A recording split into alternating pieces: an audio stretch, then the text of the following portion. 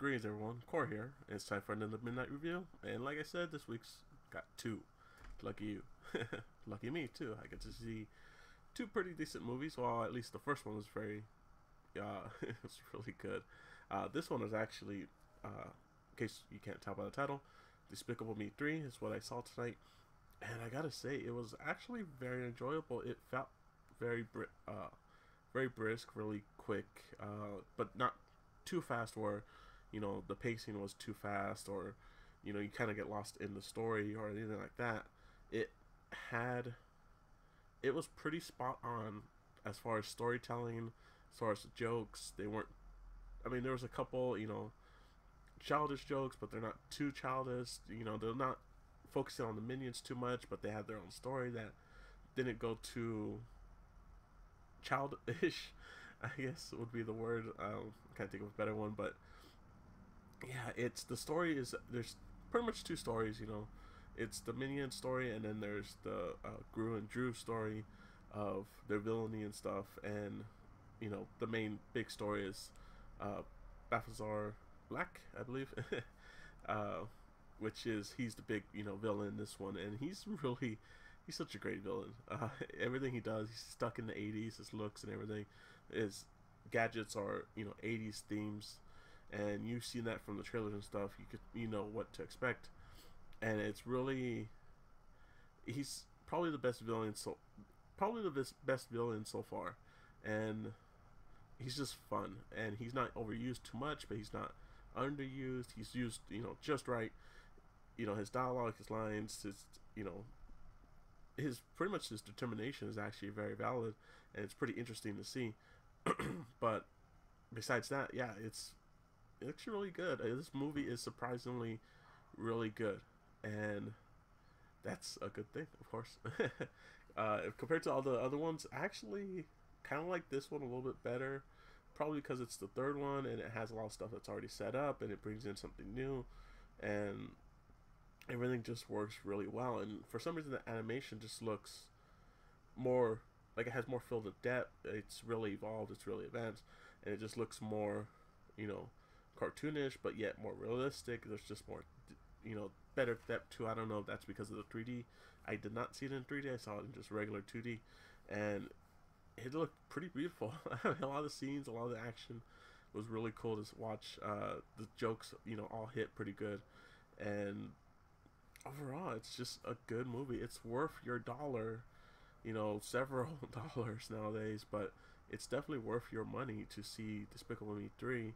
The music is actually fits very well. They do use a lot of the old tracks from the previous movies, and they seem to actually work better in this movie compared to the previous two, which, well, I guess you could say three if we count the Minions movie, but nobody really counts the Minions movie.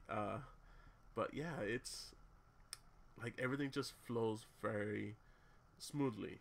All the transitions, all the junctions, all the jumping back and forth to the stories, they just all work very smoothly, and I think that's pretty impressive, considering what's going on in the storylines and how Despicable Me has been before. This one is a very smooth movie. It's crazy. It might actually, if Cars 3 wasn't so great, as far as the storytelling and everything, Despicable Me 3 actually might have won. Well, they might still win, but they have a very good they would have been the leading movie to beat in the featured films for the next year's Academy Awards for this year, and that's saying something. That's pretty big statement. I'm sure everyone liked it in the theater. All the kids enjoyed it.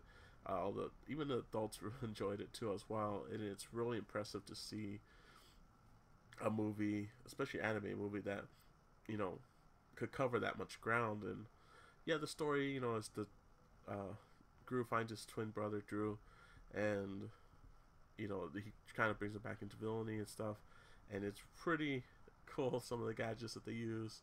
Like I said, I mean, it's Gru has like this steampunk style. Drew has kind of this classic almost gadgetry, which is pretty cool. It's kind of a blend of modern and Gru's, which is really cool, which makes sense once you watch the movie, because it's their dad's stuff, which is pretty funny. It's like, oh, let's go take our dad's car out for a ride. Oh, let's go test our, they're just having fun, and that's pretty cool. But besides that, it's a noisy car. But hopefully my mic didn't pick it up, because that would be really good. But sorry about that. Anyways, the movie is really good. It's worth your money. It's worth checking out. Definitely see it if you can. Everyone does a really good job. Even the voices for Drew and Gru actually become very. You actually notice that it is a different person just by listening to them and the way that they talk and their just the positivity that Drew has and everything that Gru does. He's a little bit more. Well, he is grumpier, of course. That's probably what the G is for. But yeah, it's really. I gotta say, it's really cool. It's really nice. It's such a good movie. And like I said, if it wasn't for Cars 3 being such a great movie, I think Despicable Me 3 would have had a very, very strong strong. I think it would have won.